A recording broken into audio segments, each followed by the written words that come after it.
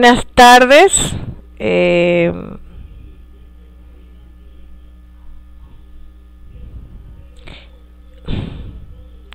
Esta es la entrega 3.4 de inmunología del SARS-CoV-2 en el dossier de SARS-CoV-2.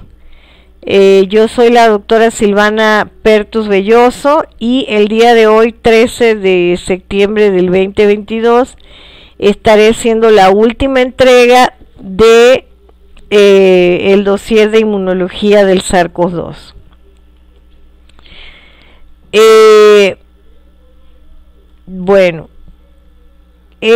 Como vimos anteriormente, estábamos viendo que hay una inmunidad de mucosa que es la primordial en la activación de NKs y de macrófago y también de la línea granulocítica. Al final, en esta entrega, que constituiría la última de esta parte, Holt et al. Nos presenta en un estudio de genética reversa el gradiente que se llega a formar en la infección por el SARS-CoV-2. Esto es un Cell, que es una revista de alto impacto como todas las que se han presentado en este viernes de información científica, que es un programa de difusión de la ciencia en su edición del 2022. Y a nombre de la Fundación Visichy Mokai Molecular Therapy y del grupo de investigación en cáncer, en inmunología del cáncer y metastasis, comenzaremos a estudiar este gradiente de infección, que es el que detona la respuesta inflamatoria inmunológica de la que estuvimos hablando en las otras entregas. Aquí lo que podemos ver de las conclusiones de este artículo, y que las vamos a ir desglosando, es que se forma un gradiente de infección en el tracto respiratorio y que las células blancas son del SARS-CoV-2 son las células ciliadas. Aquí esto es una microscopía confocal y vemos el epitelio nasal, el epitelio de bronquio y de las vías altas, el epitelio bronquiolar y células pequeñas de las vías respiratorias altas, y estos dos son los neumocitos. Lo que podemos ver aquí es que el epitelio nasal humano es el favorito del SARS-CoV-2, también el epitelio del bronquio y de las vías respiratorias altas. El epitelio bronquiolar como que no es el favorito, o lo es en menor proporción que el epitelio nasal humano, y definitivamente no se pega tradicionalmente o intencionalmente a los neumocitos, o sea, no afecta este tipo de células. Aquí en este estudio, que es un tipo de microscopía confocal, vamos a ver el epitelio nasal infectado con SARS-CoV-2 y el epitelio respiratorio de las vías altas infectados con SARS-CoV-2. Entonces vemos aquí los gradientes, las partículas virales son verdes, y todo esto que está en azul es el epitelio nasal y está tapizado de SARS-CoV-2, ¿no? Aquí lo vemos más íntima, en más resolución. Aquí vemos el merge o la coincidencia, y vemos las células azules son el epitelio nasal y las partículas virales son verdes. Entonces todo el epitelio nasal está invadido de partículas virales, ¿no? Aquí vemos en otra sesión del epitelio respiratorio, pero de otra área, vemos la interacción de las partículas virales, que son estas verdes, pero no es no es tal el gradiente como lo vemos en el epitelio nasal. Entonces vemos que hay un favoritismo del SARS-CoV-2 por el epitelio nasal humano. Y aquí, igual que en la primera gráfica, vemos la interacción. Como estas son células epiteliales, tenemos que recordar que las células epiteliales, como a manera de como de cesta, diría yo, largo, ¿no? Es transversal. Entonces, aquí vemos que toda esta célula está infectada por las partículas, penetraron las partículas virales, ¿no?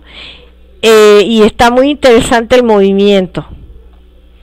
Entonces, aquí vemos los diferentes donantes y vemos que hay un donante que tiene este gradiente sobre las células epiteliales, pero los otros donantes no hay una invasión tan exitosa. En el donante 3 y 4 un poco, como en parche. Ellos hablan de que pueden haber variantes en este estudio de SARS-CoV que en este momento no se habían detectado en el ambiente, o para mi criterio tiene que ver con la respuesta inmunológica de estos pacientes. El 2 podría ser fácilmente un donador asintomático, y esto es lo que debe de suceder. El donador 1 sí tiene los síntomas y sí tiene una infección severa. Los otros tienen una infección que podría ser considerada controlable o asintomático, y lo vemos aquí sobre el epitelio. Aquí esta figura es genial. Arriba es una biopsia pintada, esto es hematoxilina y eosina, nada del otro mundo. No me voy a enfocar ahí, sino en la B. La B, vemos las células epiteliales y vemos en rojo las partículas virales o la zona en donde están replicándose, o donde están las partículas virales interaccionando con las células epiteliales. Más específicamente lo podemos ver en la figura contigua, en donde vemos las células epiteliales pintadas en azul turquesa. Bueno, este es un azul así muy claro, y vemos las partículas virales en la superficie. Esto está pero perfectísimo, es perfecto. Luego en la parte B, o en la parte de abajo de esta figura, vamos a ver las mismas células epiteliales y vemos aquí los cilios. De hecho es perfecto, pero ya esta es otra etapa, porque aquí los virus ya están como penetrando en forma de endocitosis, son endocitadas, y ocurre que esto es un epitelio y que aquí deben haber unas dendríticas extraordinarias, que son las que podrían estar involucradas en este caso en la presentación de estos antígenos a las células B, o a dendríticas en todo caso, o las dendríticas al B, que es lo que suele suceder en este tipo de epitelios. Pero aquí lo importante es que se endocitan, y sucede que van a ocurrir ciertos mecanismos que van a llevar a la activación de la respuesta inmunológica a través de dendríticas locales. No son reclutadas, sino que son locales.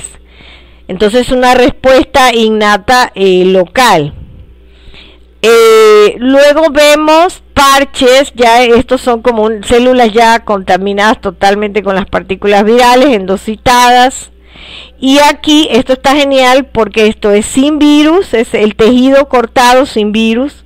Luego el tejido incubado con GP, con la proteína verde fluorescente, y vemos como las islas.